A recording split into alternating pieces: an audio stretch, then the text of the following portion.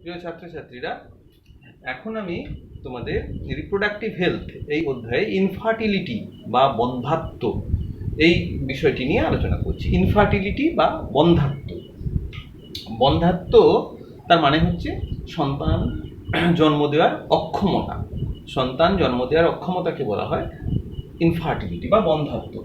এটা দুরকম হতে পারে, প্রাইমারি ইনফার্টিলিটি এবং সেকেন্ডারি ইনফার্টিলিটি। প্রাইমারি ইনফার্টিলিটি হচ্ছে যদি জন্মগতভাবে জন্ম থেকেই একেবারে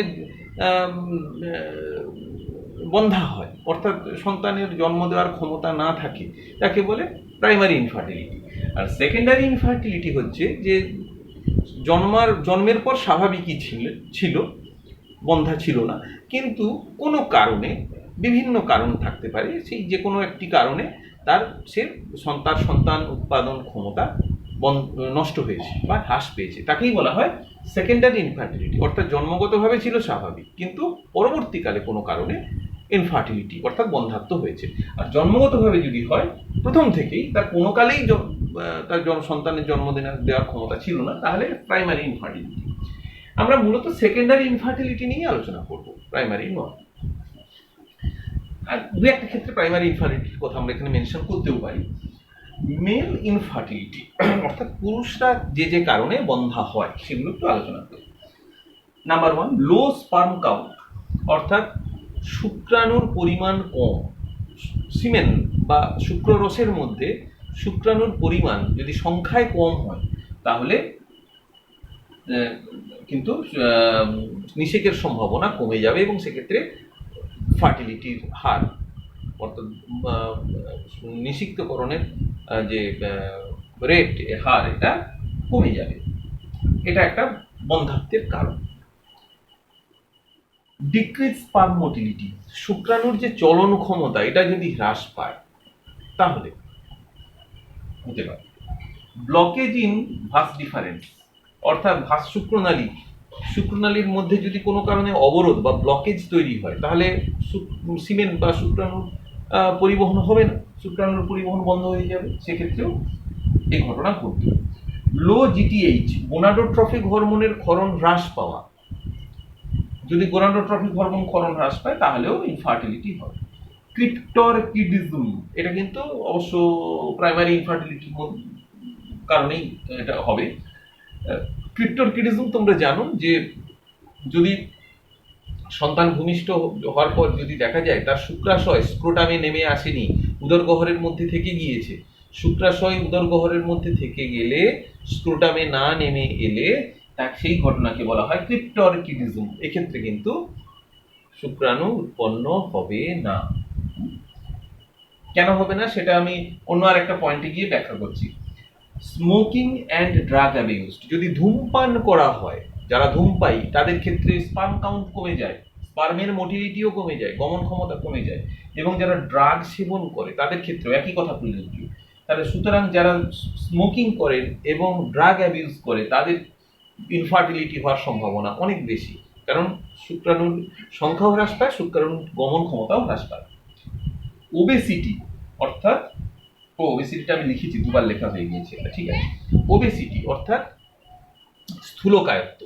এক্ষেত্রে কি হয় যে অ্যান্ড্রোজেন হরমোনের যে বিপাক এটা বাধাপ্রাপ্ত হয় মোটা হওয়ার সাথে সাথে। অ্যান্ড্রোজেন হরমোনের যে বিপাক ক্রিয়া এটা বাধাপ্রাপ্ত হওয়ার জন্য শুক্রাণু উৎপাদন ব্যাহত হয়।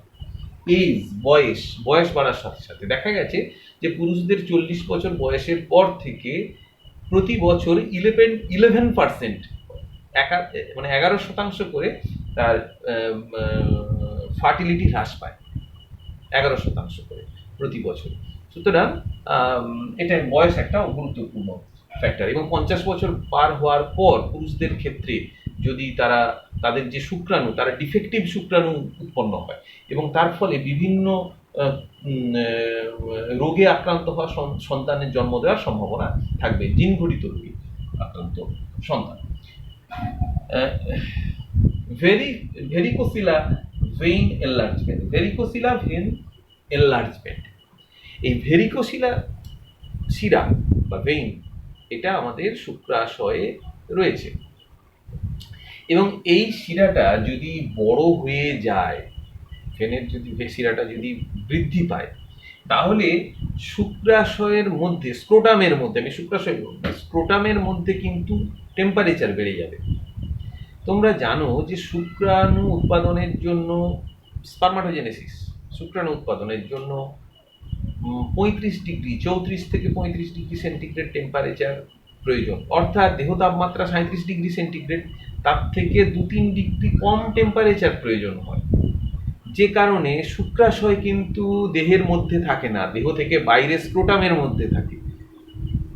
শুক্রাশয় দেহের মধ্যে যদি থাকতো, তাহলে দেহের তাপমাত্রা যে 37 ডিগ্রি সেন্টিগ্রেড, সেই তাপমাত্রাই থাকতো শুক্রাশয়, তাহলে কিন্তু শুক্রাণু উৎপন্ন হতো না। শুক্রাণু উৎপাদন হয়, স্পারমাটোজেনেসিস হয় বডি টেম্পারেচারের থেকে কম তাপমাত্রা। এই কারণে এই যদি ক্রিপ্টোরকিডিজমের ক্ষেত্রে যেটা বলছিলাম, যে শুক্রাশয় দেহের মধ্যে যদি থেকে যায় উদরগহরে, তাহলে শুক্রাণু উৎপাদন হবে না, কারণ সে তো বডি টেম্পারেচার তখন থাকে। শুক্রাশয়ের মধ্যে, স্ক্রোটামের মধ্যে যখন অবস্থান করে শুক্রাশয়, তখন তার তাপমাত্রা কিন্তু সেখানে কম থাকে। এবং এখানে তোমরা বলি যে স্ক্রোটাম সংকুচিত হয়ে বা প্রসারিত, স্ক্রোটামের মধ্যে যে রক্ত বাহুগুলো রয়েছে সেগুলো সংকুচিত হয়ে বা প্রসারিত হয়ে রক্ত প্রবাহ বাড়িয়ে বা কমিয়ে দিয়ে স্ক্রোটামের মধ্যে টেম্পারেচারটাকে নিয়ন্ত্রণ করে, নির্দিষ্ট তাপমাত্রা নিয়ন্ত্রণ করে। শীতকালে যখন বডি টেম্পারেচারে বাইরের পরিবেশের তাপমাত্রা কমে যায়, তখন কিন্তু তাপমাত্রা নিয়ন্ত্রণ করতে হয়। আবার খুব গ্রীষ্মকালে যখন শরীরের তাপমাত্রা খুব বেড়ে যাচ্ছে গরমে, তখনও শুক্রাশয় কিন্তু তাপমাত্রাকে নিয়ন্ত্রণ করতে হয়। এগুলো, এই যে রক্তবাহ রয়েছে, সেগুলো সংকোচন প্রসারণের দ্বারা এটা নিয়ন্ত্রিত হয়। ভেরিকোসিলা ভেইন এটা যদি বড় হয়ে যায়, তাহলে তাপমাত্রা বেড়ে যায়, যে কারণে তখন শুক্রাণু উৎপাদন হয় না। এবার আমরা ফিমেল ইনফার্টিলিটির কারণগুলোতে আসি। স্ত্রীরোগের ক্ষেত্রে ফেলিওর টু ওভিউলেট, যদি ডিম্বাণু ওভিউলেশন না হয়, ডিম্বাণু নির্গমন না হয়, ওভিউলেশন কোনো কারণে যদি না হয়, তাহলে বন্ধা হবে। প্রবলেম ইন মেনস্ট্রুয়াল সাইকেল, অর্থাৎ রজস চক্রে মেনস্ট্রুয়াল সাইকেলের কোনো ত্রুটি। Structural problem in female reproductive system, যোনি, জরায়ু, এইসব অঞ্চলে যদি কোনো ত্রুটি থাকে, গঠনগত ত্রুটি, তাহলে তার জন্য বন্ধ্যাত্ব হতে পারে। ইমপ্ল্যান্টেশন ফেলিওর, রোপণ হচ্ছে না, নিষেধ হচ্ছে অথচ রোপণ হচ্ছে না, সেক্ষেত্রে রোপণ যদি না হয়, ভ্রূণের রোপণ, তাহলেও বন্ধ্যাত্ব আসবে। ইনফেকশাস ডিজিজ, বিভিন্ন ইনফেকশাস ডিজিজের কারণে, যেমন এসটিডি, সিফিলিস, গনোরিয়া, এইসব যে এসটিডি রয়েছে, এগুলোর ক্ষেত্রেও ফিমেল ইনফার্টিলিটি হতে পারে। সার্ভাইকাল অ্যান্ড ইউটেরাইন টিউমার, সার্ভিক্সে এবং জরায়ুতে টিউমার যদি হয়, ইনফার্টিলিটি হয়। ফেলিওর ইন ফার্টিলাইজেশন, নিষেক হচ্ছে না, অর্থাৎ শুক্রাণু উৎপন্ন আসছে, ডিম্বাণু উৎপন্ন হচ্ছে, অথচ কোনো কারণে নিষেক সম্পন্ন হচ্ছে না, মানে সাকসেসফুল ফার্টিলাইজেশন হচ্ছে না, সেক্ষেত্রেও ইনফার্টিলিটি হবে। লো প্রজেস্টেরন হরমোনের পরিমাণ যদি কম উৎপন্ন হয়, অর্থাৎ কর্পাস লুটিয়াম যদি তৈরি না হয়, তাড়াতাড়ি নষ্ট হয়ে যায়, তাহলে প্রজেস্টেরন হরমোনের ক্ষরণ কমে যাবে, স্বাভাবিকভাবেই গর্ভাবস্থা আসবে না। PSOS, এটাকে বলে polycystic ovary syndrome. Polycystic ovary syndrome, এটা হচ্ছে যে অ্যান্ড্রোজেন হরমোনের ক্ষরণ যদি কম হয়,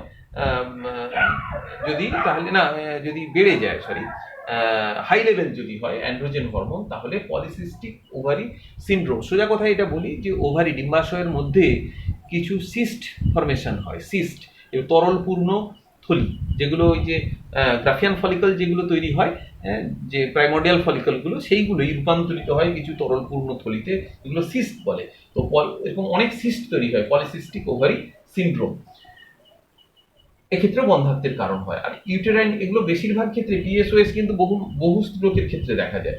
আর ইউটেরাইন ফাইব্রয়েডস, জরায়ুর দেয়াল পুরু হয়ে যায়, জরায়ুর দেয়ালে ফাইব্রয়েড, জরায়ুর দেয়ালে কোথাও পুরু হয়ে যায়, এবং তার ফলেও এটা অনেক স্ত্রীরোগেরই হয়, এবং এটাও বন্ধ্যাত্বের কারণ হয়। এছাড়াও তোমরা আরও টেক্সট বইয়ে আরও বেশ কিছু কারণ পাবে, সেগুলো তোমরা পড়ে নিতে পারো। তাহলে বন্ধ্যাত্ব, পুরুষ বন্ধ্যাত্ব ও স্ত্রী বন্ধ্যাত্বের যে কারণগুলো আলোচনা করলাম, আশা করি তোমরা এটা বুঝতে পেরেছো।